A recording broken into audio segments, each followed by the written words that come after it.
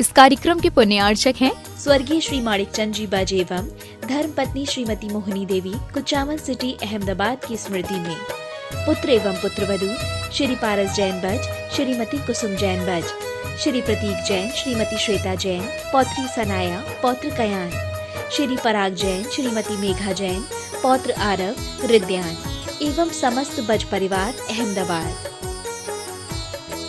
स्वर्गीय श्री धीरज मल जी, भगवान दास जी कटारिया, स्वतंत्रता सेनानी एवं स्वर्गीय सौभाग्यवती गजराबाई धीरज मल जी कटारिया, धर्मानुरागी की स्मृति में श्री अजित जी व सौभाग्यवती रेखा अजित कटारिया, सौभाग्यवती आरती, सौभाग्यवती भारती, सौभाग्यवती कल्याणी, अहमदनगर निवासी, श्री अनिल जी, सौभाग्यवती पुष्पा अनिल कटारिया, शीतल व सौभाग्यवती दीप्ति, चिरंजीव हर्ष, चिरंजीव जिया, सुयोग व सौभाग्यवती स्वीटी, चिरंजीव यश, अहमदनगर निवासी, श्री सुनील कुमार जी व सौभाग्यवती सविता सुनील कुमार कटारिया, सुमित व सौभाग्यवती रुचिता, कुमारी सिया, गुड़िया, चिरंजीव नमित व सौभाग्यवती श्रुति, पुणे निवासी, श्री नंद कुमार जी, सौभाग्यवती वर्षा नंद कुमार कटारिया, सौभाग्यवती नम्रता, नीरज, औरंगाबाद निवासी, फर्म नंद कुमार एजेंसीज, पुणे, अहमदनगर। श्री प्रकाश जी, सरला जी, आदित्य, पूजा, मनन, रचित पाटनी एवं समस्त पाटनी परिवार, अतवीर ग्रुप, मुंबई, कोलकाता, दिल्ली एवं बैंगलोर। Website www.atveeradvisory.com, www.vardhamantrusty.com। स्वर्गीय श्री निवास जी बड़जात्या जी की पुण्य स्मृति में उनके चेन्नई, दिल्ली निवासी पुत्र पुत्रवधू श्रीमान राजकुमार, श्रीमती कमला देवी बड़जात्या, पौत्र पौत्रवधू श्रीमान ललित, श्रीमती नीलम, श्रीमान सुशील ब्रज, श्रीमान सुनील, श्रीमती ऋतु, श्रीमान अनिल हनी बड़जात्या एवं पौत्री दामाद सुला, श्रीमान प्रवीण, श्रीमान Ajay, Shrimati Sangeeta, Shriman Amit, Shrimati Sunita. Firm Saraogi traders, Chennai. SRS cargo logistics India private limited. Shri Shikhar Chand ji Vaid, Jain, Khandwa निवासी, मीरा रोड, मुंबई, श्रीमती सूरज वैद, जैन, पुत्र एवं पुत्रवधू विकास जैन, सोनिया जैन, विजय जैन, अंशु जैन, पौत्र ऋषभ, ऋषान, पौत्री मिराया जैन एवं समस्त वैद परिवार।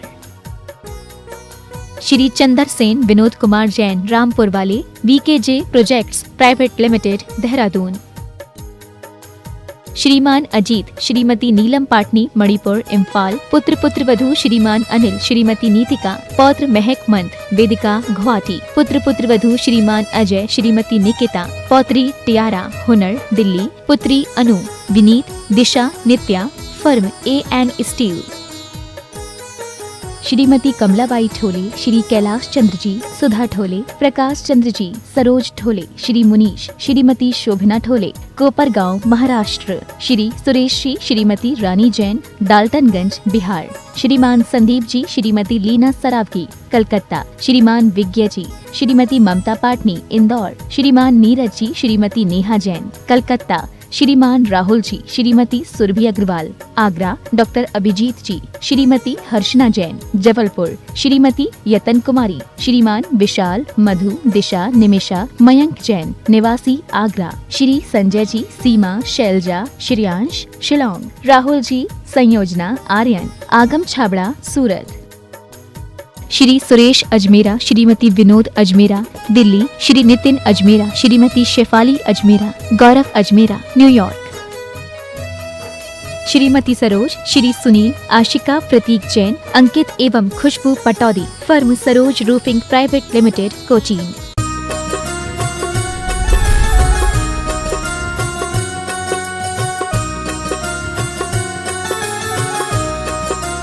बोले देवादिदेव श्री आदिनाथ भगवान की जय जय जय। बोले देवादिदेव श्री चंदा प्रभु भगवान की जय जय जय। बोले चिंतामणि पहाड़ श्रीनाथ भगवान की जय जय जय। संत शिरोमणि गुरुवर आचार्य श्री विद्यासागर जी महाराज की जय जय जय। बोले परम पूज्य मनीषी प्रमाण सागर जी, प्रशांत सागर जी, निर्वेक सागर जी, शीतल सागर जी महाराज की। बोले परम पूज्य मुनि श्री निजानंद सागर जी महाराज की। तीर्थराज शंबेश शिखर की तलहटी में स्थित आत्म विकास का दिव्य सदन, जैन सिद्धांतों की वैज्ञानिक प्रयोगशाला, जहां बोलेगा समोसण और जहां पंचायत शैली में अद्भुत अतिशिकारी जिनालय ज्ञान मंदिर का निर्माण हो रहा है, ऐसे गुणायतन से हम और आप टीवी चैनल का बहुचर्चित विश्व विख्यात शंका समाधान का कार्यक्रम प्रारंभ करें। उसके पूर्व प्रतिदिन की भांति हम और आप गुरुवर का आशीर्वाद प्राप्त करें। उसके पहले गुणायतन और श्री शिवायतन परिवार सायंकालीन शंका समाधान के अवसर पर आपका हार्दिक अभिनंदन स्वागत करता है। चलते हैं हम और आप परम पूज्य मंच पर विराजित मुनि संघ का आशीर्वाद प्राप्त करेंगे और उनके आशीर्वाद से शंका समाधान का कार्यक्रम प्रारंभ करेंगे।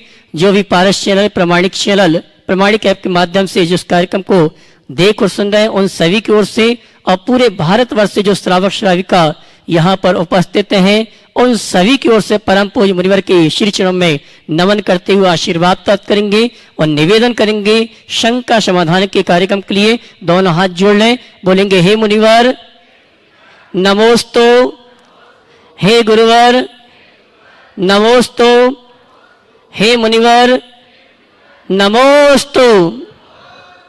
आइए गुरुवर के आशीर्वाद से हम और आप टीवी चैनल का विश्वविख्यात बहुचर्चित शंका समाधान का कार्यक्रम प्रारंभ करें। उसके पूर्व मैं उन श्रावक परिवारों को आमंत्रित करूंगा जिन्होंने आज गुणायतन से जुड़ने का सौभाग्य प्राप्त किया है। सम्मान सहित आमंत्रित करूंगा, वे आएंगे मंच पर परम पूज्य मुनिवर के मुनि संघ के श्री चरणों में नमन करते हुए आशीर्वाद प्राप्त करेंगे और गुणायतन परिवार उनका सम्मान का कार्यक्रम संपन्न करेंगे।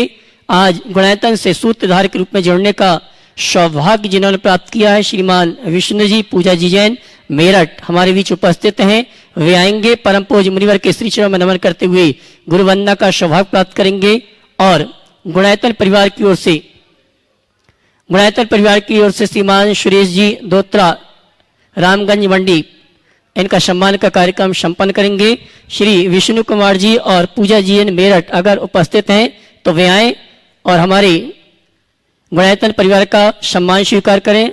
विष्णु जी और पूजा जी एन आ जावे और माता श्री को भी साथ में लेकर आ जावे। आइए जोरदार ताली बजाकर इस परिवार का सम्मान करें जिन्होंने गुणायतन से सूत्रधार के रूप में जुड़ने का अवसर सौभाग्य प्राप्त किया है। मंच पे आए और गुरु वंदना का सौभाग्य प्राप्त करेंगे और उनके सम्मान के लिए मैं आमंत्रित करूंगा गुणायतन के संरक्षक महोदय श्रीमान सुरेश जी आएंगे और सम्मानी हमारे सूत्रधार का सम्मान का कार्यक्रम संपन्न करेंगे और आप जोरदार ताली बजाकर इनका सम्मान करें।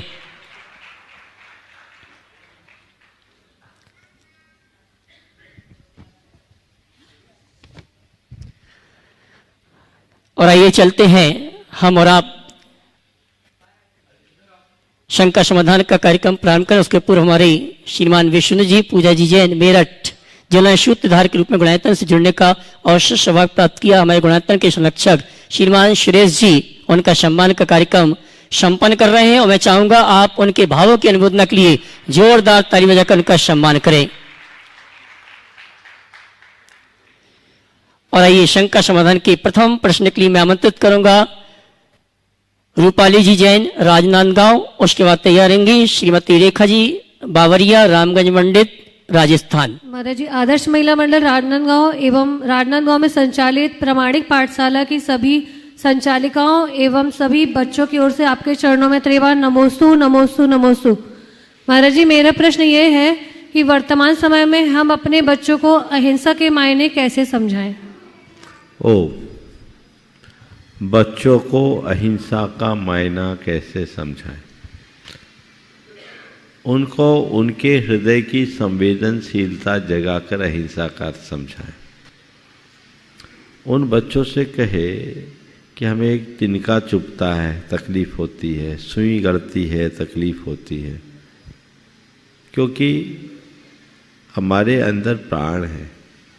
तो जैसे हमारे प्राण है वैसे अन्य प्राणियों के प्राण है। जैसे हमें तकलीफ होती वैसे ही औरों को भी तकलीफ होती है।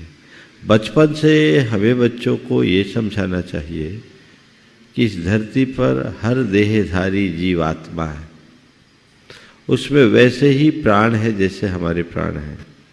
इसलिए हमारा धर्म हमें यही सिखाता है कि हम अपने प्राणों की जिस तरह से चिंता करते हैं वैसे ही औरों के प्राणों की भी चिंता करें। इसी का मतलब है जियो और जीने दो, और हम जिएं औरों को जीने दें। ये भावना जब बच्चों के हृदय में जगाएंगे तो फिर उन्हें अहिंसा के लिए ज़्यादा प्रेरित करने की ज़रूरत नहीं होगी। उन्हें समझाएं कि एक इंद्रिय से लेकर के पंचेंद्रिय तक जीव कैसे होते हैं और उनमें किस तरह की चेतना होती है। वो हमारी जैसी चेतना है, उनको भी वैसा दुख होता है। तो जैसे हमें सुख प्रिय है वैसे ही सब प्राणियों को सुख प्रिय है। जैसे हमें दुख अप्रिय है वैसे अन्य प्राणियों को भी दुख अप्रिय है। तो हम अपने सुख के साथ औरों के भी सुखों का ख्याल रखें। श्रीमती रेखा जी बावरिया, रामगंज मंडी, राजस्थान। उसके बाद तैयार रहेंगी श्रीमती राजुल जी, शाकुन्या, सिंगोली, मध्य प्रदेश। हे महाराज जी, मेरा प्रश्न ये है कि वर्तमान में धन को इकट्ठा करना तो बहुत सरल है, लेकिन संस्कारों को हम किस प्रकार एकत्रित करें? धन को इकट्ठा करना सरल है, संस्कारों को कैसे एकत्रित करें? देखिए, संस्कारों को एकत्रित करने की जरूरत नहीं है, संस्कारों को सुरक्षित करने की जरूरत है। यदि हमने धन और संपत्ति और संस्कृति दोनों के भेद को समझ लिया तो ये बात सहज आ सकती है। संपत्ति खो करके पाई जा सकती है, लेकिन संस्कृति खोने के बाद दोबारा पाना असंभव। ये बात हमें समझ करके रहना चाहिए, और न केवल खुद में बल्कि आने वाली पीढ़ियों को भी इस बात का ज्ञान कराना चाहिए। और ये मानना चाहिए कि धन तो जीवन निर्वाह का साधन है और संस्कृति हमारे जीवन का अंदर का प्राण। साधन के अभाव में जिया जा सकता है पर संस्कार के अभाव में नहीं जिया जा सकता। इसलिए हमें अपने संस्कारों के मूल्य और महत्व को जीवन के प्रारंभिक दिनों से ही समझना चाहिए और उसे अपनी सर्वोच्च प्राथमिकता में स्थापित करना चाहिए। तब कहीं जाकर हम अपने संस्कारों को सुरक्षित रखते हुए जीवन का पथ प्रशस्त कर सकते। नमस्ते। श्रीमती राजुल जी, शाकुन्या, सिंगोली, मध्य प्रदेश। उसके बाद छोटी सी बिटिया रितिशा विजयराज, भोपाल। दोनों मुनिराज के चरणों में बारंबार नमोस्तु नमोस्तु नमोस्तु। मुनिराज, मेरा प्रश्न है कि 14 गुण स्थान में जो अपूर्वकरण, अनिवृत्तिकरण और अध्याकरण आता है उसका क्या अर्थ होता है? नमोस्तु। अपूर्वकरण, अनिवृत्तिकरण, अध्याकरण जो है ना, अध्याकरण कोई गुणस्थान नहीं है, अध्याकरण परिणाम है। ये अलग अलग हमारे भावों की विशुद्धि के तारतम्य को दर्शाते हैं, समझ गए? और वो हर भूमिका में जीव के अलग अलग परिणाम होते हैं, उनको बताता है। जब कोई आत्मसाधक अपने मोह कर्म के विजय के अभियान में जुटता है तो धीरे धीरे उसकी विशुद्धि बढ़ती है, और बढ़ती हुई उस विशुद्धि के परिणाम स्वरूप हमारे अशुभ कर्म दलने लगते हैं, उनकी शक्ति क्षीण होने लगती है, शुभ कर्मों के पुण्यों की वृद्धि होने लगती है। और फिर धीरे धीरे एक समय ऐसा आता है कि प्रति समय असंख्यात गुणित क्रम से कर्मों का क्षय होना शुरू हो जाता है। वो एक असीम पराक्रम प्रकट होता है जिसको हमने आज तक अनुभव नहीं किया, ऐसी भाव शुद्धि की अनुभूति होने लगती है। उस अवस्था को अपूर्वकरण कहते हैं, जिसमें कर्म को निरंतर कमजोर करते हुए आगे बढ़ा जाता है, समझ गए? फिर एक अवस्था ऐसी आती है जहाँ हम आत्म साम्य की भूमिका में आ जाते हैं, परम समता अंदर आ जाती है, और उसके बल से हमारे आत्मा में दबे हुए मोह कर्मों के बहुभाग को हम वहीं नष्ट करना शुरू कर देते हैं। इसको बोलते हैं निवृत्तिकरण। इस तरह से आगे की व्यवस्था है। कुमारी रितिशा विजयराज, भोपाल। उसके बाद तैयार रहेंगे श्रीमान ऋषभ कुमार जी, अहमदाबाद। महाराज जी, ये बेटिया प्रश्न पूछ रही है, मैंने पूरी वंदना पैदल की है, मुझे क्या इनाम मिलेगा? क्या बात, बहुत अच्छा है। एक बार जोरदार अभिनंदन कर दो इस बेटिया को। इस छोटी सी बेटी ने पूरी वंदना पैदल की है, एक बार इसका मंच से सम्मान करा दो। बुला लो यहाँ भैया, बेटिया को यहाँ ले आना, ताकि दूसरे बच्चे भी उससे प्रेरणा पाए। ले आए यहाँ।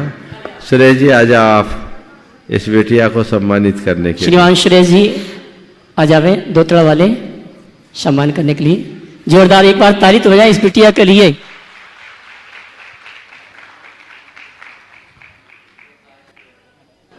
कितने? पूरा पैदल की?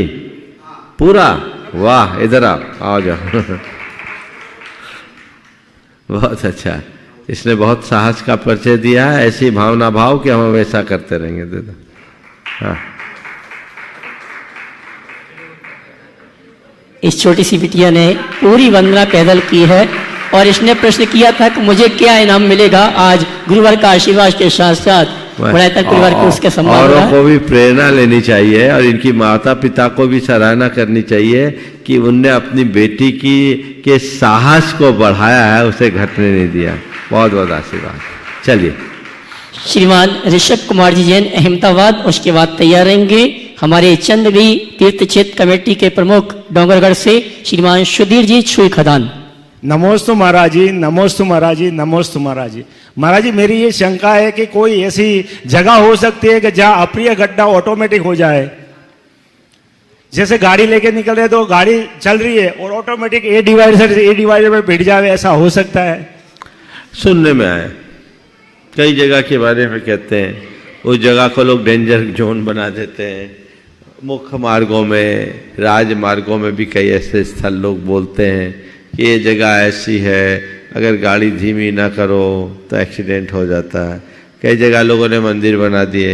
जो कुछ भी हो, ऐसी घटनाएं सुनने में तो आती है, लेकिन इसका कोई वैज्ञानिक और तार्किक आधार नहीं दिखता।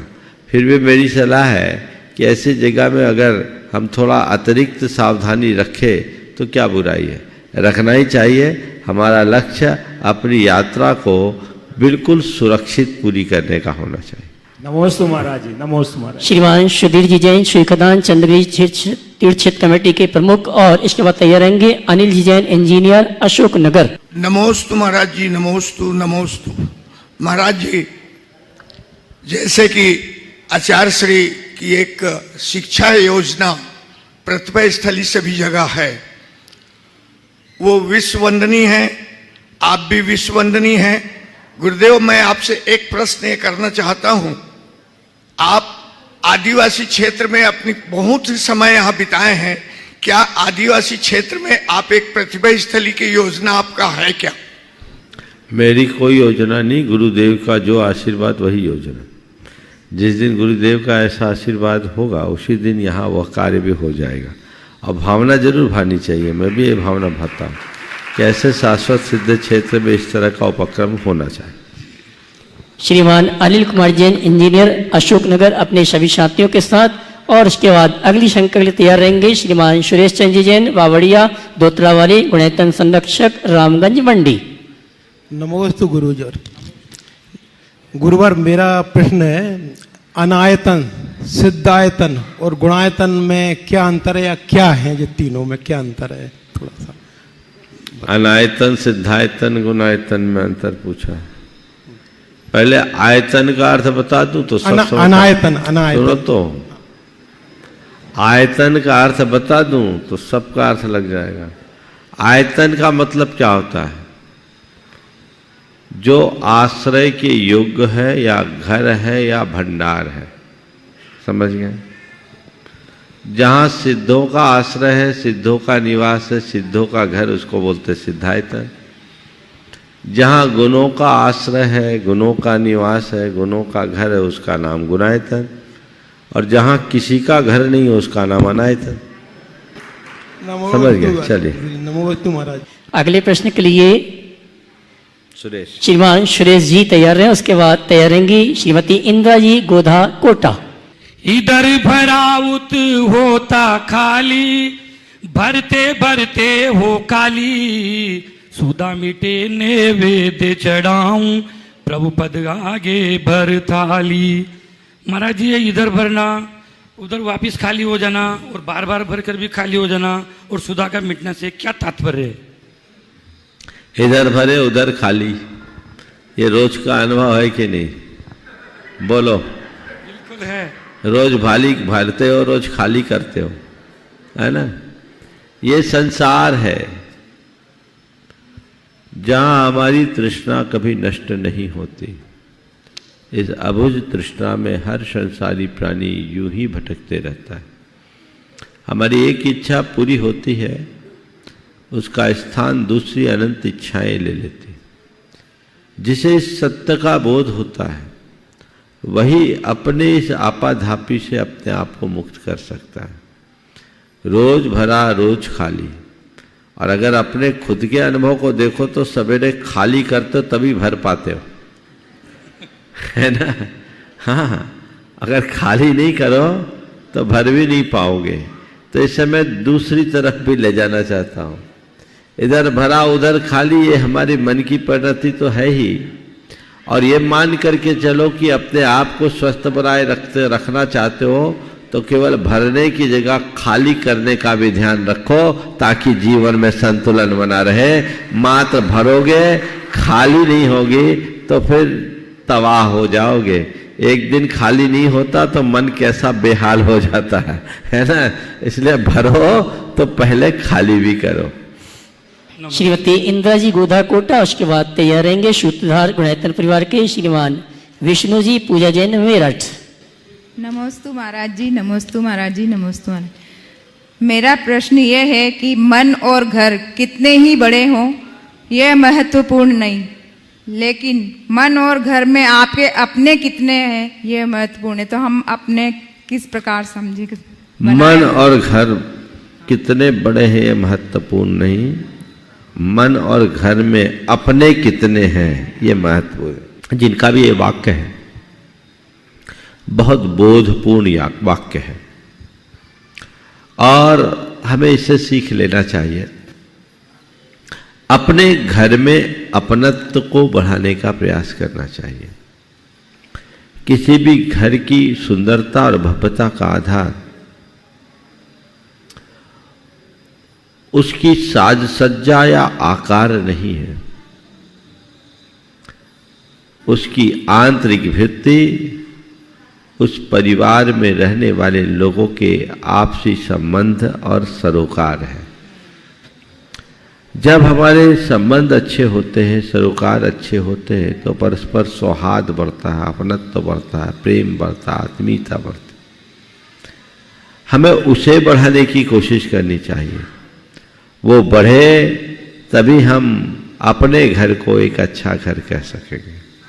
और उनकी जगह असामंजस्य है, वैषम्य है, कटुता है तो वो घर कहने को घर है, घर जैसा कुछ भी नहीं। नमोस्तु महाराज जी, नमोस्तु। श्रीमान विष्णु जी पूजा जैन मेरठ, उसके बाद तैयारेंगे श्रीमान आनंद जी चंदेरी। नमोस्तु नमोस्तु महाराज श्री के चरणों में त्रय बार नमोस्तु। महाराज श्री, मेरा प्रश्न ये है कि जब तक हमें मोक्ष ना मिले तब तक हमें ऐसा क्या करना चाहिए कि हमें जिन देव की ही शरण मिले हर भव में, और जब तक हमें मोक्ष ना मिले हम भोगों में ना भटकें और इसी राह पर हम चलते रहें। बहुत उत्तम भाव है आपके। इस भाव को अपनी हर सांस में बिठा दो। हम लोग रोज भगवान के पूजा के बाद एक प्रार्थना करते हैं। आप पूजा करती होंगी, आपको याद है आप क्या प्रार्थना करती हैं पूजा के बाद? थोड़ा सुनाइए। पूजा के बाद में तो विसर्जन करते हैं। आप क्या प्रार्थना करती हैं पूजा के बाद में? श्री जिनवर जी की आशिका लीजिए शीश चढ़ाए, भव भव के पात। ये प्रार्थना तो नहीं है। प्रार्थना क्या पढ़ते हैं? करूं विसर्जन भाव से। देखिए हम लोगों की कैसी चूक होती है। मैं आपकी बात नहीं कर रहा हूँ, अगर इस सभा से पूछूंगा तो प्राय सब लोग ऐसी ही गलती दोहराएंगे जो आपसे प्रकट हुई, पर मैं किसी को एक्सपोज न करके सीधे सीधे अपनी बात पे आ जाता हूँ।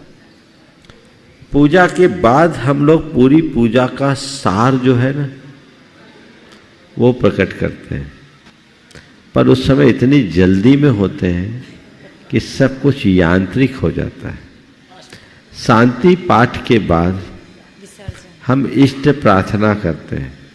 शास्त्रों का हो पठन सुखदा, लाभ सत्संगति का, सद्वृत्तों का श्रेयस कह के, दोष ढाकू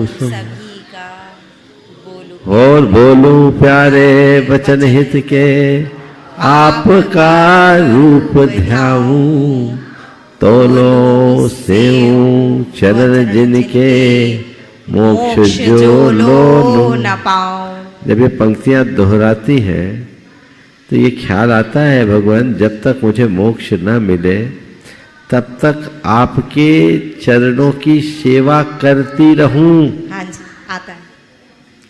तो पद मेरे हिय में मम ही तेरे पुनीत चरणों में तबलो लीन रहे प्रभु जबलो न पाऊं मोक्ष पद मैंने। तो ये जो पंक्तियां हैं, इन पंक्तियों का भाव भाषण जिसको होने लगेगा उसके जीवन में वह सब बात घटित हो जाएगी जिसकी उसे अपेक्षा है। पर लोगों को पता ही नहीं है कि हम प्रार्थना भी करते हैं। ये कितनी उदात्त प्रार्थना है। हमने इस पूजा से और कुछ नहीं चाहा। तो आज आपके माध्यम से मैं सभी से कहता हूं, कल से एक पूजा कम कर लेना, पर इस प्रार्थना को प्राणों से करना। जल प्रार्थना का कोई अर्थ नहीं होता, इस बात को सदैव याद रखना। बिल्कुल तब तक हमें जब तक मोक्ष नहीं मिले, बस जब खाली हो यही भावना भाव, हे भगवान जब तक मोक्ष न मिले तब तक आपका, हाँ बस भोगों में ना फंसे कि हर भोग में। एक दोहा और बता देता हूं, उसे रोज दोहराओ। मात्र भावना मम रहे टूटे कर्म संयोग, देव शास्त्र गुरुदेव का सदा मिले शुभ योग। बस इन्हें दोहराते रहो। श्रीमान आनंद जी चंदेरी उसके बाद तैयार रहेंगे। विधान प्रन्यासक परिवार की ओर से, पंचारी परिवार की ओर से श्रीमान राजकुमार जी जैन, अशोक नगर। हमारे आराध्य प्रमाण सागर जी महाराज एवं सभी मुनि राजों के चरणों में कोटि सा नमन बंदन। महाराज श्री पंचायतन शैली से मंदिर निर्माण से क्या तात्पर्य होता है, हम सभी को विस्तार से समझाएं। नमोस्तु महाराज। ये मंदिर की कई प्रकार की शैलियां हैं। जैसे एक प्रसिद्ध शैली है नागर शैली। अभी वर्तमान में देश में जितने भी मंदिर बन रहे हैं, जैसे बड़े बाबा का मंदिर जो बना वो नागर शैली का मंदिर, जिसमें गर्भगृह मंदिर होता है, सभा मंडप, नृत्य मंडप, श्रृंगार चौकी आदि होती है। सबसे पृष्ठ भाग में भगवान होते हैं और उसके बाद उसकी कई शाखाएं प्रशाखाएं होती है। ये एक प्रसिद्ध बृहत्तर मंदिर का एक स्वरूप है जिसे नागर शैली के रूप में जाना जाता है। राम मंदिर भी इसी नागर शैली में बन रहा है। एक दूसरी शैली है दक्षिण भारतीय तमिल शैली, जिसमें आप देखते हैं कि एक शिखर, एक से अलग कटिंग के साथ उसके शिखर में अंतर होता है। उसमें एक केवल गर्भगृह होता है और उसके बाहर एक चौकी होती है। तीसरी शैली है कोणार्क उड़िया शैली, जो कोणार्क का सूर्य मंदिर है। एक शैली है राजस्थानी शैली, जिसमें अलग अलग गुम्मटें और कंगूरे बने होते हैं, जैसे महावीर जी की। ऐसी एक प्राचीन शैली है पंचायतन शैली। पंचायतन शैली में चारों कोनों में 4 और मध्य में एक जिनालय, ऐसे 5 मंदिरों का समूह होता है जो यहाँ बनने जा रहा है। आप देख रहे 5 शिखर, उत्तुंग शिखर है, तो ये 5 शिखरों से युक्त है। पंचायतन शैली का मंदिर है, यानी इसे एक मंदिर में ही 5 मंदिर मान लो। ये 5 मंदिर है, 5 मंदिर है, ऐसा समझकर चलना चाहिए। अभी चूंकि ज़्यादातर लोग नागर शैली का ही मंदिर बनाते हैं, उसमें जगह थोड़ी ज़्यादा मिल जाती, पर यहाँ की पूरे के पूरे परिसर और प्रयोजन को देखते हुए हमने पंचायतन शैली को प्रमुखता दी, जो आज आप सबके सामने। श्रीमान राजकुमार जी जैन, पंचारी परिवार, अशोक नगर। मुनि श्री प्रमाण सागर जी महाराज के चरणों में नमोस्तु, समस्त मुनि संघों के चरणों नमोस्तु नमोस्तु नमोस्तु। हे गुरुदेव, मेरा प्रश्न है, पिछले 7-8 साल पहले हमारे अशोक नगर में एक मूर्ति विराजमान करने के मेरे भाव हुए थे, लेकिन किसी कारणवश मूर्ति विराजमान नहीं हो पा रही, तो उससे क्या मैं पाप का भागी बन रहा हूँ क्या? बहुत मूर्ति विराजमान करने के भाव थे तो कर दो, पर यदि प्रतिष्ठा नहीं हो पा रही है और आपने अपनी व्यवस्था दे दी है, तो अब फिर केवल एक ही भावना भाव की जल्दी वो निमित्त आए ताकि भगवान विराजमान हो सके। नमोस्तु गुरुदेव, नमोस्तु। और चलते हैं शंका समाधान के इस सदन में जो भी श्रावक श्राविका उपस्थित हैं उन सभी की ओर से परम पूज्य मंच पर जो मुनि संघ विराजमान हैं उनकी शंकाओं के समाधान के माध्यम से इस कार्यक्रम को गति प्रदान करेंगे। और आइए सर्वप्रथम मैं निवेदन करूंगा अलक्षी निजानंद सागर जी महाराज से कि अपनी शंका के समाधान के माध्यम से हम सभी का मार्ग प्रशस्त करें। इस शंका समाधान कार्यक्रम को देख करके भगवान के समोसरण की याद आ जाती है। भगवान महावीर स्वामी के समोसरण में राजा सैनिक ने 1 प्रश्न 2 प्रश्न नहीं, 1000 2000 प्रश्न नहीं, 60,000 प्रश्न पूछे थे। इसी प्रकार यहाँ पर भविष्य के भगवान मुनि राजों को नमोस्तु करके मेरा भी 2 प्रश्न तो समोसरण संबंधी आ गए, तीसरा मुख्य है। तो पहला प्रश्न है कि समोसरण में समाधान तीर्थंकर स्वयं देते हैं या कोई दूसरे माध्यम से समाधान मिलता है, क्योंकि तीर्थंकरों के भाव मन और इच्छा का तो अभाव हो गया है। और दूसरा प्रश्न है भगवान की जो दिव्य ध्वनि खिलती है वह सर्वांग से खिलती है या मुख से खिलती है, अक्षरात्मक खिलती है कि अनक्षरात्मक ओंकार रूप किस प्रकार खिलती है। और तीसरा प्रश्न है बोलो 4 होना चाहिए। हाँ बोलो। आप तो भगवान बनने के मार्ग पर बहुत आगे बढ़ गए महाराज जी, हम लोग भी भगवान बनने के मार्ग पर चलें, क्योंकि जैन धर्म में जो भी क्रियाएं की जाती हैं, चाहे साधक लोग हों वो भी जो भी क्रिया कहते हैं सकल कर्म क्षयार्थ के लिए कहते हैं, भगवान बनने के लिए। और श्रावक लोग भी जो क्रिया कहते हैं, पूजन विधान कहते हैं, जल से फल तक जो द्रव्य समर्पित कहते हैं वो भी भगवान बनने के लिए ही कहते हैं। जन्मया मृत्यु विनाशाय, संसाता विनाशनाय, अक्षय पद प्राप्त, ये सभी भावनाएं भगवान बनने की ही होती हैं। भावना तो हम लोग 1 सेकंड में भा लेते हैं भगवान बनने की, परंतु उसके लिए अपने तन और मन को कैसे तपाएं, कैसे साधें जिससे हम भगवान बनने के मार्ग पर चलें। भगवान तो चौथा ये है भगवान बनने का मार्ग आप जो बताते हो, दासोहम, उदासोहम, सोहम और अहम। तो इन चारों के शब्द तो हम लोग जानते हैं, शब्दों का रहस्य नहीं जानते हैं। तो आप इन चारों का रहस्य बतलाएं मुनि से। बहुत अच्छे सवाल महाराज से के हैं। 4 सवाल में पहला सवाल, समोसरण में भगवान के समक्ष पूछे गए प्रश्नों का उत्तर सीधे भगवान से मिलता है या अन्य गणधर आदि महामुनि राजों के मुख से। पुराणों में जब हम देखते हैं तो दोनों तरह के प्रसंग दिखाई पड़ते हैं। अनेक स्थलों पर ऐसा दिखता है कि राजा सैनिक के प्रश्न पूछने पर भगवान ने कहा, भगवान की दिव्य ध्वनि खिलती है और भगवान के मुख से सीधा उसका उच्चारण हो गया। और कई बार ऐसा भी देखने को मिला है, अनेक स्थलों में उनकी बहुलता इसकी है कि सैनिक ने गणधर से पूछा और भगवान की वाणी के आधार पर गणधर ने उनका उत्तर दिया। तो आपके इस सवाल का उत्तर मैं इस रूप दे सकता हूँ कि ये दोनों तरह का प्रसंग बनता है।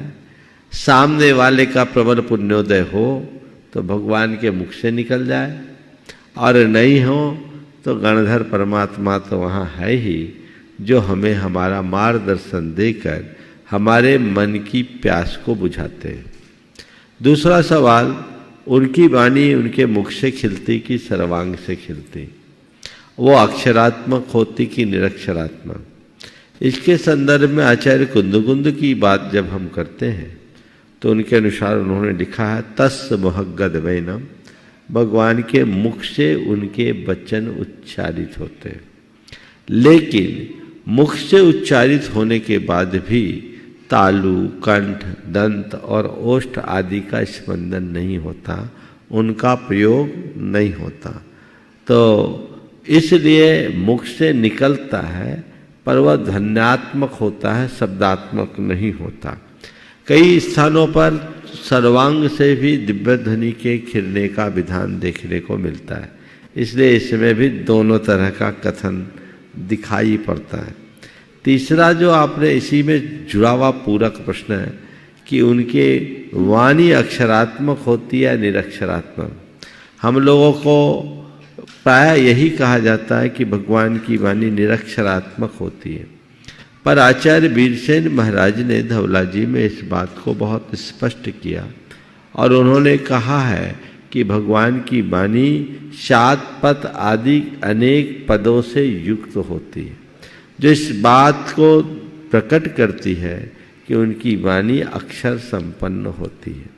हाँ, उनकी वाणी को निरक्षरी इसलिए कहते हैं क्योंकि वह किसी एक भाषामय नहीं होती, ध्वन्यात्मक होती है, इसलिए उसे निरक्षरी कहा। पर 7 आदि पदों से रहित न होने के कारण उन्हें साक्षर भी कहा है। इस बात का उल्लेख धवला में 2-3 प्रसंगों में आया है, उसको वैसा देखना चाहिए। आपने पूछा भगवान बनने की जो प्रक्रिया है, उस प्रक्रिया में हमें एक आम गृहस्थ या साधक अथवा मुनि को किस भांति तप करना चाहिए। तप का एक ही लक्ष्य है, वह है इच्छाओं का निरोध। हम अगर बहिरंग तप के साथ अपने अंतरंग तपों की वृद्धि करते हैं और ध्यान की अवस्था को प्राप्त कर लेते हैं तो मोक्ष की प्राप्ति में हमें कोई विलंब नहीं होता। इसलिए हमारी दृष्टि उस ध्यान को संपन्न करने की होनी चाहिए।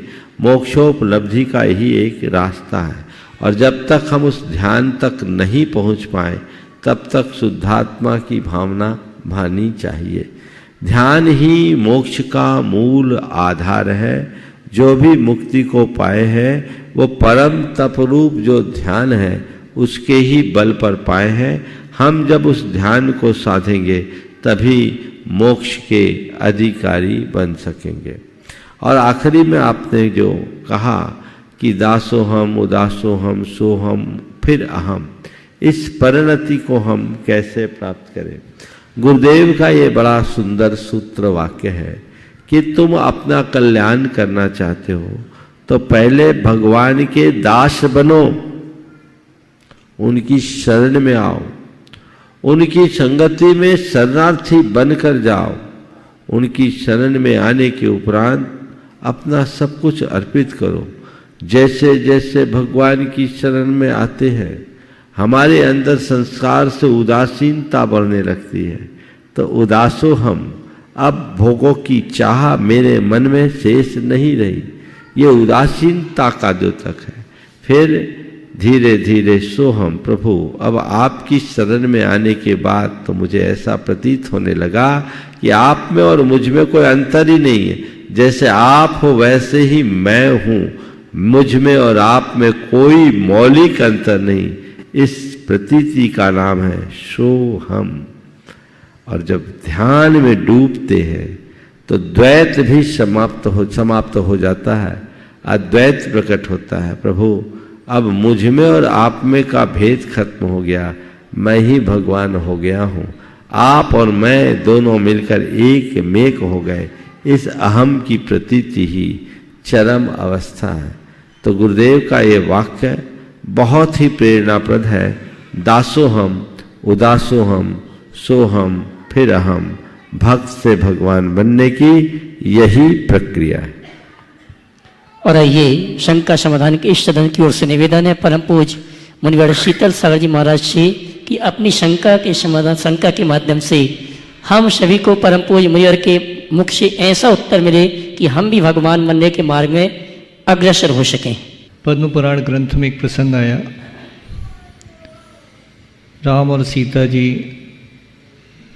पड़गान करते हैं जंगल में, दो मुनिराज, और वो मुनिराज का पाद प्रक्षालन करके गंधोदक को एक वृक्ष के नीचे रख देते हैं। उस वृक्ष के ऊपर एक गृद्ध पक्षी बैठा हुआ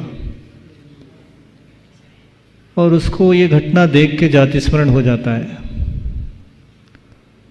वो पश्चाताप के साथ उस गंधोदक को अपने ऊपर डालने के लिए पंख फड़फड़ा देता है।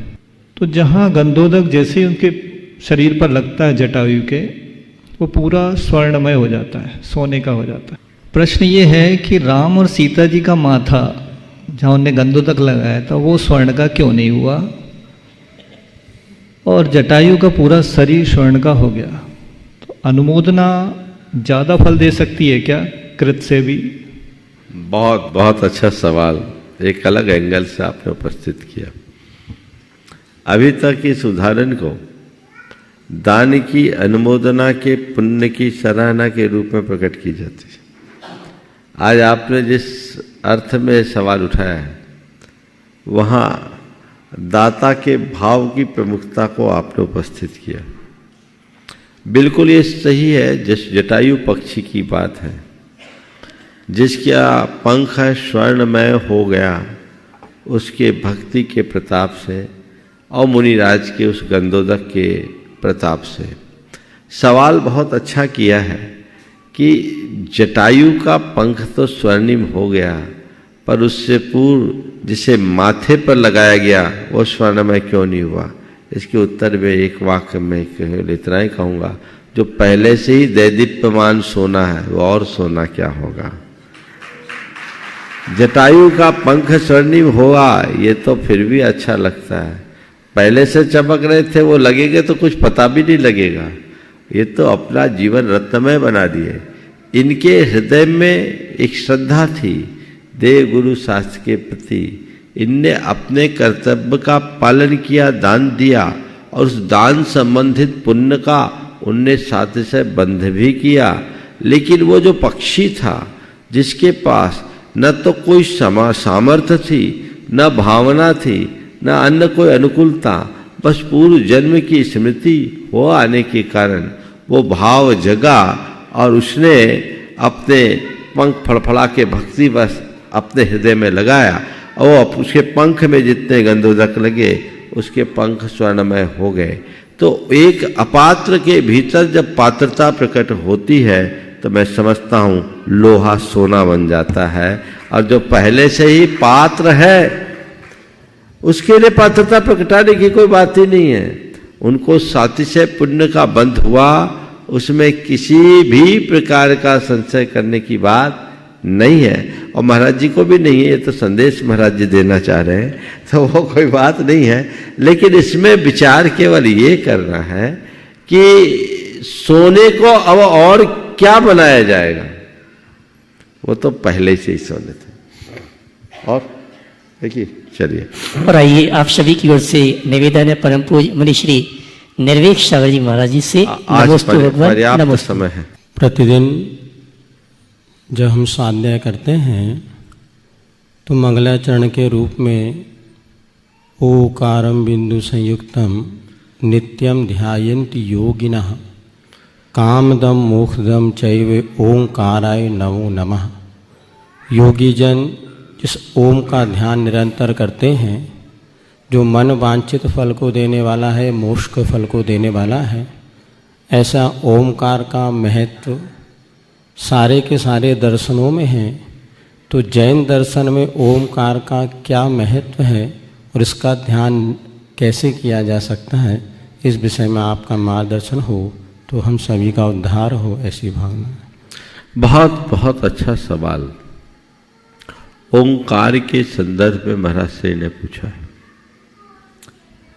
दरअसल ओंकार एक ऐसा मंत्र है जिसे प्रणवनाद और अनहद बीज के रूप में जाना जाता है। सभी भारतीय परंपराओं में ओंकार इस मंत्र का प्रयोग किया जाता है। जैन परंपरा में ओंकार की इस महिमा का अनुभव महाराज श्री के मुख से उद्धृत श्लोक के माध्यम से ही किया जा सकता है, जहाँ अभी कहा गया ओकारम बिंदु संयुक्तम नित्यम ध्यायन्ति योगिनः कामदम मोक्षदम चैव ओंकाराय नमः। कि ओकार पर जब हम बिंदु लगा देते हैं तो ओंकार बन जाता है, जिसका योगीगण नित्य ध्यान करते हैं। वो हमारे कामनाओं को भी पूरा करता है और मोक्ष को भी प्रदान करता है, जो हमें लोक और लोकोत्तर दोनों हितों की पूर्ति करे, जो काम और मोक्ष दोनों को प्रदान करे, उसका नाम है ओम। जो ओम को ध्याता है वो सोम बन जाता है। ओम से सोम तक पहुंचते हैं। अपनी आत्मा के पूर्ण विकास का मूल आधार ओम है। ओंकार के संदर्भ में सबसे पहले कुछ बातें मैं जैन आगम के अनुरूप बताऊंगा, फिर ओंकार के कुछ वैज्ञानिक संदर्भों को रेखांकित करते हुए आज की प्रासंगिक चर्चा करूंगा। जैन धर्म के अनुसार ओंकार 3 लोक का आधार है। हम 3 लोक में अधोलोक, ऊर्ध्वलोक और मध्यलोक जानते हैं, है ना। तो अधोलोक का अ निकाल ले, ऊर्ध्वलोक का ऊ निकाल ले और मध्यलोक का म मिला दे तो क्या बनेगा? अ उ ओम, ओम हो गया। तो ओंकार में 3 लोक आ गया। दूसरी बात, ओंकार पंच परमेष्टि का द्योतक है। हमारे 5 परमेष्टि है, अरहंत, सिद्ध, आचार्य, उपाध्याय, साधु। अरहंत का अ, सिद्ध को हम अशरीरी कहते हैं, उनका अ, आचार्य का आ, इन तीनों को मिलाएं तो आ हुआ। उसमें उपाध्याय का ऊ मिला दिए तो ओ हो गया, और साधु यानी मुनि का म मिला दिए तो ओम हो गया। तो ओम को ध्याते ही पंच परमेष्टि का ध्यान समाहित हो जाता है। हमारे भगवान की जो वाणी है वो ओंकारमय है। तो जिनकी वाणी ओंकारमयी, ओंकारमयी रचना अनु क्या बोलते हैं? नहीं, पूजा में बोलते हैं ना, आप लोग पूजा में बोलते हैं ना, ओंकारमयी तेरी वाणी। अरे वो नहीं, चलिए कोई बात, 10 अष्ट सहित भाषा, चलो कोई बात। ओंकार में भगवान की वाणी होते, दिन की ध्वनि है ओंकार रूप, निराक्षर में महिमान। हाँ, पूजा आप लोग रोज करते हो, याद हमें दिलाना पड़ा। तो ओंकार रूप, ओंकार से संपूर्ण वांग्मय का सृजन हुआ। तो जो भी आज का वांग्मय है उन सब का आधार ओंकार है। और ओम संस्कृत भाषा में ओम स्वीकृति और सम्मति का भी द्योतक होता है। कोई काम आप कर रहे, आपने ओम बोल दिया, नहीं हाउ हो गया। क्या हो गया? हाउ, हाँ, सम्मति का द्योतक है। तो ये ऐसा ओम है। इस ओंकार के ध्यान से मोक्ष की उपलब्धि होती है। वर्तमान में इस पर अनेक शोध हुए, प्रयोग भी हुए। हमारी जो वाणी का स्तर है वो पश्चंती से शुरू होकर वैखरी तक आता है। पश्चंती, मध्यमा, परावाक और वैखरी, ये 4 स्तर होते हैं हमारे शब्द की यात्रा के। हमारी नाभि से शब्द यात्रा की शुरुआत होती है, ऐसा प्राचीन भारतीय भाषाविद कहते हैं, ध्वनि विज्ञानी कहते हैं। तो जब नाभि से होती है तो वहां से अ की शुरुआत होती है, हृदय तक आते आते ऊ होती है, समझ गए। फिर ऊपर जब हमारे कंठ से निकलती है तो वैखरी, और मस्तिष्क में जो हमारी वायु गूंजती है उसको बोलते परावाक। इस पूरे में आ, ऊ, ओ और फिर म पूरे ब्रह्मांड में घूमता है तो ओम का सृजन होता है। और उस ओम के उच्चारण से जो ध्वनि की तरंगे निकलती है वो हमारे मस्तिष्क को अल्फा तरंगों से भर देती है, हमारे मस्तिष्क के रंध्रों को बहुत सक्रिय कर देती है। उस ओंकार का नियमित नाद करने से हमारे अंतःस्रावी ग्रंथियों में बड़ा बदलाव आता है। ध्यान की पूर्व भूमिका में ओंकार के विशेष नाद का विधान है। तो जब हम ओंकार का नाद करते, ये अजपा जाप है, ये अनहद नाद है, उस ओंकार को हम जितना ध्याते हैं उससे हमारे शरीर के, हमारे मन की और हमारी चेतना की, तीनों की शुद्धि होती है। इसलिए कुछ नहीं कर पाओ तो ओम ओम ओम, ओम नमः ओम नमः की ध्वनि आप दोहरा सकते हैं, पर इसका सबसे श्रेष्ठ प्रयोग ओंकार की गहरी नाद है, जो अनुभव सिद्ध है। इसका नियमित प्रयोग करने वाले अनेक प्रकार की शारीरिक, मानसिक और चैतसिक दुर्बलताओं से अपने आप को मुक्त कर सकते हैं। वो है गहरी सांस छाती में भर लें और गहरी सांस भर करके धीरे धीरे गहरी सांस भरें और फिर नाद शुरू करें।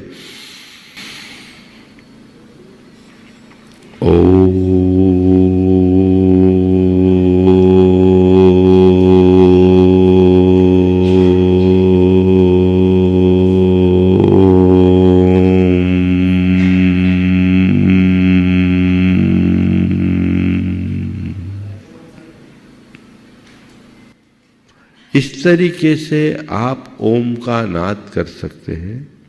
नाद संकीर्तन भी कई लोग करते हैं। सामूहिक रूप से बैठ गए, एक ने ओम बोला, फिर दूसरे ने बोला, फिर तीसरे ने बोला, फिर चौथे ने बोला। उसकी ध्वनि की तरंगे एक दूसरे से टकराती है और पूरे वातावरण में सकारात्मकता भर सकती है। ये हमारे देश की एक बहुत बड़ी उपलब्धि रही और बहुत अच्छी साधना का अंग रहा, लेकिन हम लोग इन सब चीज़ों को भुलाते जा रहे हैं। इन्हें पुनः प्रयोग में लाना चाहिए। वैश्विक स्तर पर ओंकार के ध्यान, ओंकार के नाद का चलन बहुत तेजी से बढ़ रहा है। लोग भी इसे उपयोग में ले तो उसका दोहरा लाभ मिल सकता है। मैं समझता हूँ सार संक्षेप में ओंकार की बात हो गई। कोई दूसरी बात महाराज जी करे तो और अच्छा रहेगा जी। और यदि महाराज की दृष्टि में ओंकार से कोई बातें रह गई हो तो महाराज भी उसे रख दे तो और अच्छा है। अब ओंकार की लिपि, जैसे कभी जो वर्तमान में ओंकार चल रहा है प्राकृत का, और ये पूर्व में ओम लिखा जाता था। ध्यान के समय दोनों का आकार कुछ और होना चाहिए, या ओ में लिख करके माँ लिखा जाता, वो सही है? देखिए, महाराज जी ने बहुत अच्छी बात की। मैंने जानबूझ करके इस विषय को छुआ नहीं था, क्योंकि हमें इसे सर्वव्यापकता से ओम से मतलब है। ये अलग अलग लिपि और हर अक्षर की अलग अलग लिपि में अलग अलग आकृति बनती। जब हम अपनी वर्तमान देवनागरी लिपि में लिखते हैं तो ओम को वर्तमान जो रूप है वही है, और जब हम प्राकृत में ओम लिखते हैं, जो मुझे लगता है वो अलग लिपि में है, ओम और ह्रीम दोनों अक्षरों को, तो वो उसकी संरचना दोनों अलग अलग हो जाती है। अब महाराज जी ने पूछा है कि ध्यान में किसका ज़्यादा प्रभाव पड़ता है, तो आप मुझसे पूछोगे तो मैंने अभी तक जितना भी ध्यान किया है, जो जैन परंपरा में प्राकृत वाला ओम है उसका ही किया है।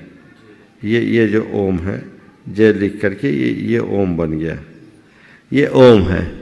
दिख पाएगा लोगों को, सब जानते हैं। तो मैंने इसका ही किया है, इसका मुझे अनुभव, ये ओम है।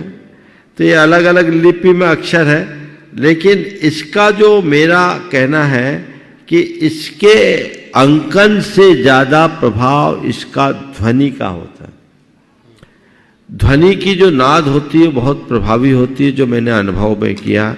मैं अपना एक अनुभव बताता हूँ। जब मैं बहुत थकान सा महसूस करने लगता हूँ तो कुछ नहीं करता, थोड़ी देर ओंकार की नाद करता हूँ और अपने आप को वापस फिर ऊर्जा से भरा हुआ महसूस करने लगता हूँ।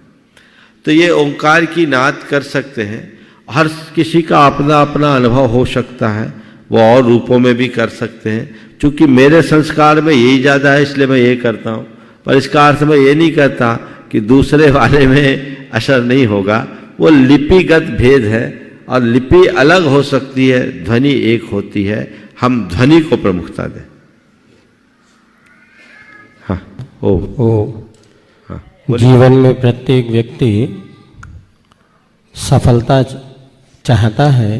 किसी भी कार्य को जब प्रारंभ करता है तो ये भावना भाता है कि मैं इस कार्य में पूरी तरह सफल हूँ, और सफलता के साथ साथ एक बहुत महत्वपूर्ण चीज़ है, वो है प्रसन्नता।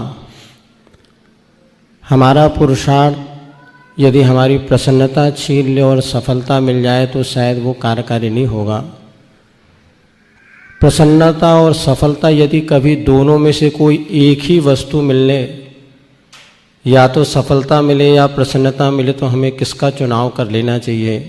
और वास्तव में ज़िंदगी में सफलता और प्रसन्नता का अर्थ क्या है, ये आज हमारी युवा पीढ़ी को समझ में आ जाए तो आज जो भागा दौड़ी कर रहे हैं कि सब कुछ मिलने के बाद भी प्रसन्नता गायब हो जाती हैं, तो वास्तव में प्रसन्नता और सफलता का ज़िंदगी में क्या अर्थ है, और यदि दोनों में कभी एक मिले तो हमें किसे स्वीकार करना चाहिए? पूज्य मुनि श्री के बहुत अच्छा सवाल महाराज श्री ने उपस्थित किया। सफलता और प्रसन्नता, पहले दोनों का अर्थ हमें समझना होगा, तब फिर दोनों के मध्य चुनाव के संदर्भ में बात की जाए। किसी निर्धारित लक्ष्य को प्राप्त कर लेने का नाम, और प्रसन्नता अपनी स्थिति में संतुष्ट रहने का नाम प्रसन्नता है। किसी लक्ष्य को प्राप्त करने के लिए आगे बढ़ना बहुत अच्छी बात है, प्रेरणा मिलती है और उसे पा लेना सफलता है जो स्वागत योग्य है। लेकिन वह सफलता अर्थहीन है जो असंतुष्टि दे, जिससे संतुष्टि ना मिले। तो मैं सफलता का निषेध नहीं करता, पर जिसे तुम सफलता मानते हो उसमें प्रसन्नता भी दिखनी चाहिए। प्रायः सफलता के पीछे भागने वाले आज की पीढ़ी सफलता तो हासिल कर लेती है, पर उसकी प्रसन्नता छिटक जाती है, क्योंकि नित्य प्रति उसके लक्ष्य बदल जाते हैं। और जैसे जैसे लक्ष्य बदलते हैं, मनुष्य एक प्रकार की असंतोष की ज्वाला में झुलसने लगता है और अंदर की असंतुष्टि उसे दौड़ाती है, जो उसे अंदर से कमजोर करती है। वो कमजोरी से हमें अपने आप को बचा करके चलना है, तब कहीं जाकर हम अपने जीवन को सफल और सार्थक बना सकेंगे। वह सफलता सार्थक है जिसमें प्रसन्नता है। मैंने पर्वत पर चढ़ने का लक्ष्य रखा, चढ़ गए, सफल हो गए, लेकिन पर्वत पर चढ़ने के बाद यदि मन में प्रसन्नता नहीं आई, अगर मन में प्रसन्नता नहीं आई तो चढ़ने का मतलब क्या हुआ? तो जो भी लक्ष्य प्राप्त करूं उसमें मेरी संतुष्टि होनी चाहिए, और हमें ऐसा ही लक्ष्य चुनना चाहिए जिसमें संतुष्टि हो। औरों की असंतुष्टि जिससे हो, उस लक्ष्य को प्राप्त करने से कोई मतलब नहीं। हर हाल में संतुष्ट और प्रसन्न रहने की कला कन्हैयालाल मिश्र प्रभाकर ने इस संदर्भ में बहुत अच्छी बात की याद आ गई, 1 मिनट में पूरी होगी। सफलता और प्रसन्नता की बात चल रही थी,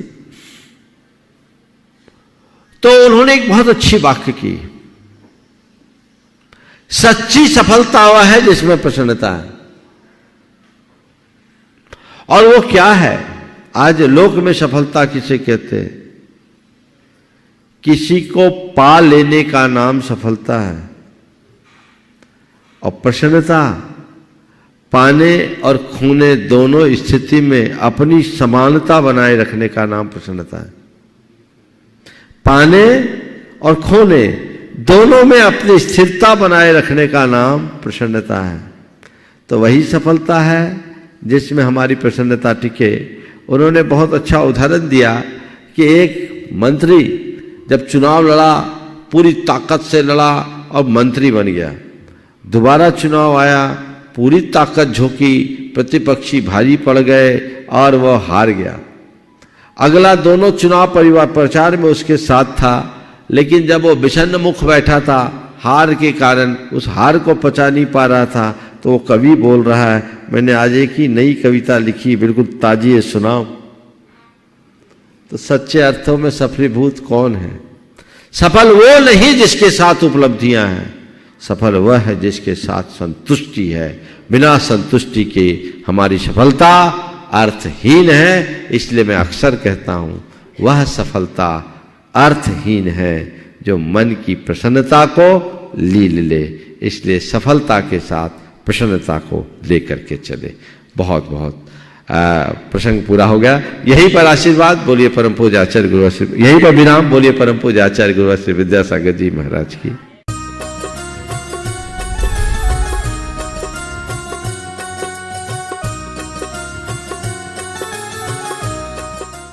इस कार्यक्रम के पुण्यार्चक थे स्वर्गीय श्री माणिक चंद जी बाजे एवं धर्म पत्नी श्रीमती मोहिनी देवी कुचामन सिटी अहमदाबाद की स्मृति में पुत्र एवं पुत्रवधू श्री पारस जैन बज, श्रीमती कुसुम जैन बज, श्री प्रतीक जैन, श्रीमती श्वेता जैन, पौत्री सनाया, पौत्र कयान, श्री पराग जैन, श्रीमती मेघा जैन, पौत्र आरव, रिद्यान एवं समस्त बज परिवार अहमदाबाद। स्वर्गीय श्री धीरज मल जी, भगवान दास जी कटारिया, स्वतंत्रता सेनानी एवं स्वर्गीय सौभाग्यवती गजराबाई धीरज मल जी कटारिया, धर्मानुरागी की स्मृति में श्री अजित जी व सौभाग्यवती रेखा अजित कटारिया, सौभाग्यवती आरती, सौभाग्यवती भारती, सौभाग्यवती कल्याणी अहमदनगर निवासी, श्री अनिल जी, सौभाग्यवती पुष्पा अनिल कटारिया, शीतल व सौभाग्यवती दीप्ति, चिरंजीव हर्ष, चिरंजीव जिया, सुयोग व सौभाग्यवती स्वीटी, चिरंजीव यश अहमदनगर निवासी, श्री सुनील कुमार जी व सौभाग्यवती सविता सुनील कुमार कटारिया, सुमित व सौभाग्यवती रुचिता, कुमारी सिया गुड़िया, चिरंजीव नमित व सौभाग्यवती श्रुति पुणे निवासी, श्री नंद कुमार जी, सौभाग्यवती वर्षा नंद कुमार कटारिया, सौभाग्यवती नम्रता नीरज औरंगाबाद निवासी, फर्म नंद कुमार एजेंसीज पुणे अहमदनगर, श्री प्रकाश जी सरला, श्री आदित्य, पूजा, मनन, रचित पाटनी एवं समस्त पाटनी परिवार, अतवीर ग्रुप, मुंबई, कोलकाता, दिल्ली एवं बैंगलोर। Website www.atveeradvisory.com, www.vardhamantrusty.com। स्वर्गीय श्री निवास जी बड़जात्या जी की पुण्य स्मृति में उनके चेन्नई दिल्ली निवासी पुत्र पुत्र वधू श्रीमान राजकुमार, श्रीमती कमला देवी बड़जात्या, पौत्र पौत्र वधू श्रीमान ललित, श्रीमती नीलम, श्रीमान सुशील ब्रज, श्रीमान सुनील, श्रीमती ऋतु, श्रीमान अनिल हनी बड़जात्या एवं पौत्री दामाद सुला, श्रीमान प्रवीण, श्रीमान Ajay, Shrimati Sangeeta, Shriman Amit, Shrimati Sunita, firm Saraogi traders Chennai, SRS cargo logistics India private limited. Shri Shikhar Chand ji Vaid Jain Khandwa निवासी मीरा रोड मुंबई, श्रीमती सूरज वैद जैन, पुत्र एवं पुत्रवधू विकास जैन, सोनिया जैन, विजय जैन, अंशु जैन, पौत्र ऋषभ, ऋषान, पौत्री मिराया जैन एवं समस्त वैद परिवार। श्री चंदर सेन, विनोद कुमार जैन, रामपुर वाले, VKJ projects private limited Dehradun.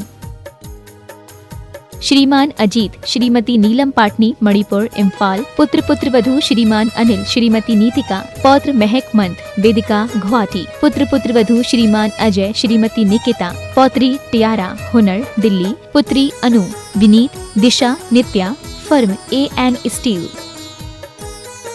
Shrimati Kamlabai Thole, Shri Kailash Chandra ji, Sudha Thole, Prakash Chandra ji, Saroj Thole, Shri Munish, Shrimati Shobhana Thole, Kopargaon Maharashtra, Shri Suresh ji, Shrimati Rani Jain, Daltonganj Bihar, Shriman Sandeep जी, श्रीमती लीना सरावगी, कलकत्ता, श्रीमान विज्ञ जी, श्रीमती ममता पाटनी इंदौर, श्रीमान नीरज जी, श्रीमती नेहा जैन, कलकत्ता, श्रीमान राहुल जी, श्रीमती सुरभि अग्रवाल, आगरा, डॉक्टर अभिजीत जी, श्रीमती हर्षना जैन, जबलपुर, श्रीमती यतन कुमारी, श्रीमान विशाल, मधु, दिशा, निमिषा, मयंक जैन, निवासी आगरा, श्री संजय जी, सीमा, शैलजा, श्रेयांश, शिलोंग, राहुल जी, संयोजना, आर्यन, आगम छाबड़ा, सूरत, श्री सुरेश अजमेरा, श्रीमती विनोद अजमेरा, दिल्ली, श्री नितिन अजमेरा, श्रीमती शेफाली अजमेरा, गौरव अजमेरा, न्यूयॉर्क,